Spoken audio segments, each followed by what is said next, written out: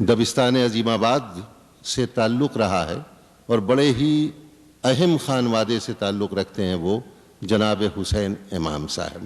میں ان سے التماس کر رہا ہوں کہ وہ اپنا کلام سنائیں اور ان کا ایک شعر آپ کے سامنے پیش کر رہا ہوں. دیکھیے اس کی تہداری کن کن سمتوں میں جاتی ہے کہ پھر اسی شہر فراموش کو جاتے ہو امام، پھر اسی شہر فراموش کو جاتے ہو امام، لوگ اپنے ہیں مگر چہرہ پر آیا ہوگا. یہ غزل کی تہداری دیکھیے کہاں سے کہاں تک پہنچ رہی ہے. میں جناب حسین امام صاحب سے گزارش کر رہا ہوں کہ وہ اپنے افکار و خیالات کی شمع فروزاں کریں. جناب حسین امام. نظم کا عنوان ہے علی گڑھ. عرض کیا ہے کہ اے علی گڑھ اے ضیائے مشعل ہندوستاں، اے علی گڑھ ہے ضیائے مشعل اے علی ہندوستاں، گڑھ اے ضیائے مشعل ہندوستاں، تیری تابش سے منور عقل و دانش کا جہاں. واہ. تیری تابش سے منور عقل و دانش کا جہاں، سینکڑوں خورشید چمکے آسماں در آسماں، کچھ مثال ماہ و انجم کہکشاں در کہکشاں، علم کی شمع فروزاں درس گاہ عاشقاں، اور تیرے پروانے فدا تجھ پہ نچھاور ان کی جاں. واہ واہ.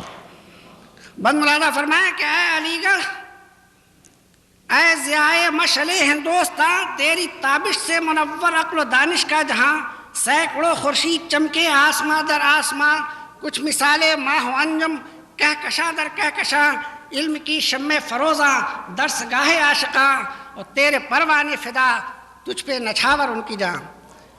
میں نے دو روپ پیش کیا ہے، ایک جلالی ایک جمالی.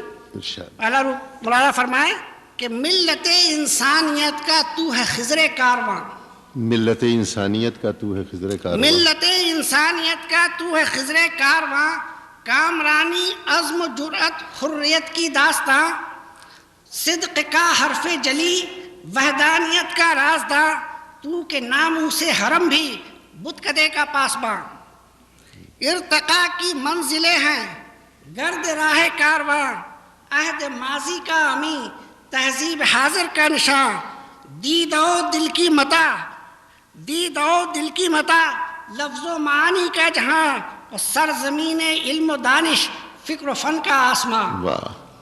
شعر مولانا فرمائے کہ فلسفہ تاریخ حکمت آگہی وجدان جاں، فلسفہ تاریخ حکمت آگہی وجدان جاں، شاعری روح ادب ادراک فن کا آستان.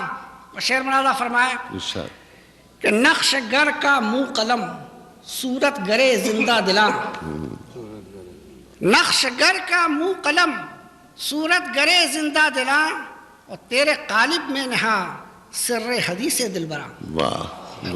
نقش گر کا منہ قلم صورت گرے زندہ دلاں، اور تیرے قالب میں نہا سر حدیث دلبراں.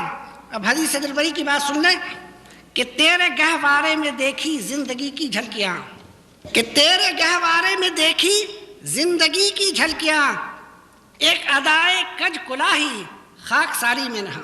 واہ واہ. تیرے گہوارے میں دیکھی زندگی کی جھلکیاں، ایک ادائے کج کلاہی خاک ساری میں نہا، عشق کی ایک آنچ دھیمی حسن کا آتش فشاں، شوق کی وارفتگی بے مہریے لالا رخاں، نرم ہونٹوں کا تبسم دید اے دل خوں چکاں، ہجر کے آنکھوں کا آنسو وصل کا دامن کشاں، کچھ حیا کی دل نوازی شوخ نظروں کی زباں، کچھ وفاؤں کا یقین بھی کچھ تغافل کا گماں.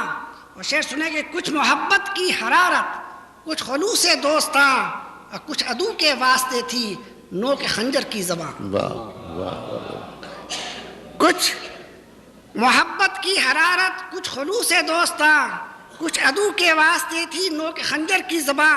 اور شعر سنے کہ تھا جنوں شورید سر پہ عقل کا سنگ گراں، تھا جنوں شورید سر پہ عقل کا سنگ گراں، یا اڑائی تھی کبھی مل کر خرد کی دھجیاں. واہ واہ واہ واہ واہ واہ. تھا جنوں شورید سر پہ عقل کا سنگ گراں، یا اڑائی تھی کبھی مل کر خرد کی دھجیاں. شعر سنے کہ اے علی گڑھ کس قدر روشن تیری تصویر ہے. اے علی گڑھ کس قدر روشن تیری تصویر ہے. دیر کی تاریکیوں میں پھوٹتی تنویر ہے. وقت کے ماتھے لکھی انمٹ کوئی تحریر ہے. اور خواب سر سید کی جیتی جاگتی تعبیر ہے. اور جو تعلق تجھ سے قائم اس کی یہ تاثیر ہے. عرض میری لینڈ کی چمکی ہوئی تقدیر ہے. جو تعلق تجھ سے قائم اس کی یہ تاثیر ہے. عرض میری لینڈ کی چمکی ہوئی تقدیر ہے. اور شیوانی کی بات آئیے تو سن لیں کہ ہر دیوانہ یا اسیر کاکل شبگیر ہے. ہر دیوانہ یا اسیر کاکل شبگیر ہے. اور یہ سہ پوشی علی کی عشق کی تفسیر ہے. ہر دیوانہ یا اسیر کاکل شبگیر ہے. یہ سہ پوشی علی کی عشق کی تفسیر ہے. ہندوستان میں کبھی یہ تحریک چلتی رہتی تھی. ایک زمانے میں یہ تحریک بھی چلی تھی کہ اس کا نام بدلا جائے. تو اس سے متعلق یہ شعر کہا ہے کہ لوگ پھونکوں سے کبھی سورج بجھا سکتے نہیں. لوگ پھونکوں سے کبھی سورج بجھا سکتے ہیں. لوگ پھونکوں سے کبھی سورج بجھا سکتے نہیں. لفظ مسلم تیرے پہلو سے ہٹا سکتے نہیں. اور عصمت کردار پہ ایک حرف لا سکتے نہیں. اور وقت کے ہاتھوں تیری عظمت مٹا سکتے نہیں. اور فاصلے کچھ دل کی قربت کو مٹا سکتے نہیں. اور ہم جہاں جائیں علی گڑھ کو بھلا سکتے نہیں.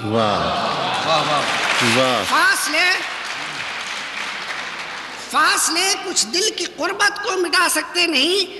ہم جہاں جائیں علی گڑھ کو بھلا سکتے نہیں. اور آخری شعر ہے کہ نام پر تیرے جیالے ڈگمگا سکتے نہیں. نام پر تیرے جیالے ڈگمگا سکتے نہیں. سر کٹا سکتے ہیں لیکن سر جھکا سکتے ہیں.